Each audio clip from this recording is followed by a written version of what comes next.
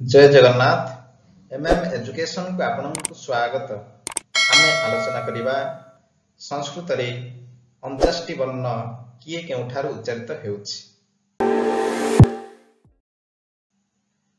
आम शरीर रे कंठ, तालु, मूर्धा, दंत, ओष्ठ, कंठोष्ठ, कंठतालु, दंतोष्ठ एवं नासिका एही अंशटी अछि। एठारु एही 49 टी वर्ण उच्चारित हेउछि। प्रथमे आमे जानिबा कंठ, मूर्धा, ओष्ठ, दंत, तालु एवं नासिका किए। प्रथम देखिबा कंठ। एही अंशटी हेउछि कंठ। तापर जिबा तालु। तालु कोटा? तालु हेउछि एही अंशटी। तापर जिबा मूर्धा। मूर्धा कोटा? मूर्धा होछि तालु एवं दांत मझिरे जोटा रहउछि सेटा होछि मूर्धा। तापर जिबा दंत। यह दंत। तापर जिबा ओष्ठ। ओष्ठ माने ओठ। तापर जिबा नासिका। नासिका माने नाक। एही अंशरु वर्ण उच्चारित हेउछि।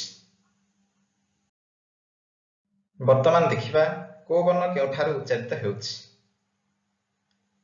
देखुछंती डायग्राम। प्रथम देखिबा कंठ। कंठरु को वर्ण उच्चारित हेउछि। कंठरु अ, आ, क, ख, ग, घ, ङ, ह विसर्ग एतिकी वर्ण कंठरु उच्चारित हेउछि। तेणु एई वर्ण गुडी आमे कहिबा कंठ्य वर्ण। तापरे तालु। तालुरु को वर्ण? ह्रस्वई, दीर्घई, च, छ, ज, छ, न्य, ज, श एगुडी का तालव्य वर्ण। मूर्धारु को वर्ण उच्चारित हेउछि? रु, रु, ट, ठ, ड, ढ, ण, र, श एगुडी का मूर्धन्य वर्ण। दंत। दांतरु केउ वर्ण उच्चारित हेउछि? लु, त, थ, द, ध, न, ल, स एई वर्ण गुडी का दंत्य वर्ण। ओष्ठ। ओठरु को वर्ण उच्चारित हेउछि? ह्रस्व, दीर्घ, प, फ, ब, भ, म एई वर्ण गुडी का ओष्ठ्य वर्ण। कंठ, ओष्ठ। कंठ एवं ओठ ए दुईटी मिश्रण रे को वर्ण उच्चारित हेउछि? ओ, औ। तामने ए दुईटी वर्ण कंठोष्ठ्य वर्ण। कंठ, तालु। कंठ एवं तालुरु को वर्ण उच्चारित हेउछि? ए, ऐ। ए दुईटी वर्ण कंठ तालव्य वर्ण। तापरे दंतोष्ठ। दांत एवं ओठ ए दुईटी मिश्रण रे को वर्ण उच्चारित हेउछि? व। एई व हेउछि दंतोष्ठ्य वर्ण। तापरे नासिका। नाक रु को वर्ण उच्चारित हेउछि? व, न्य, ण, न, म एई वर्ण गुडी का नासिक्य वर्ण। ताहले एई जो वर्ण गुडी को आमे सहजरे किपरि मने रखि परिबा सेति पई सूत्र आमे देखिबा। प्रथमे देखिबा कंठ्य वर्ण को आमे किपरि मने रखि परिबा। सूत्र होछि अकुह विसर्जन्यानाम कंठ। ता माने देखुछंती अ। अ कहिले आमे बुझिबा अ, आ। कु कहिले क वर्ग। क, ख, ग, घ, ङ। तापरे ह। ह विसर्जन्यानाम विसर्ग एतिकी हेउछि कंठ्य वर्ण। तापरे तालव्य वर्ण किए किए? सूत्रटी हेउछि इचु यसानम तालु। ह्रस्वई कहिले आमे बुझिबा ह्रस्वई दीर्घई। चु कहिले आमे बुझिबा च वर्ग। किए किए? च छ ज छ न्य तापरे य तापरे तालवे स एतिकी हेउछि तालव्य वर्ण।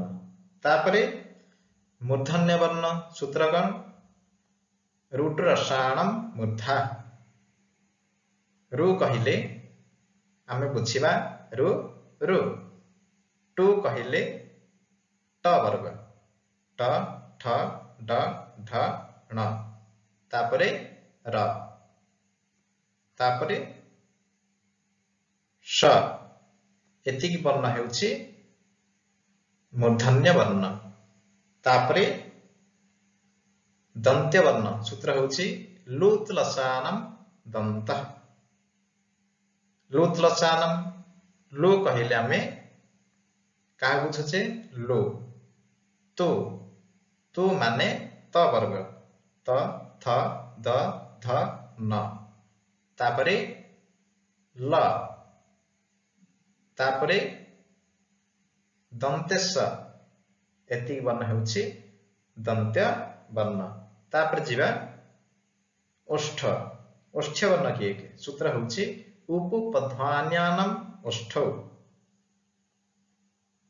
उ कहिले ह्रस्व दीर्घौ पु कहिले प वर्ग किए प फ ब भ म एतिक वर्ण हेउछि ओष्ठ्य वर्ण।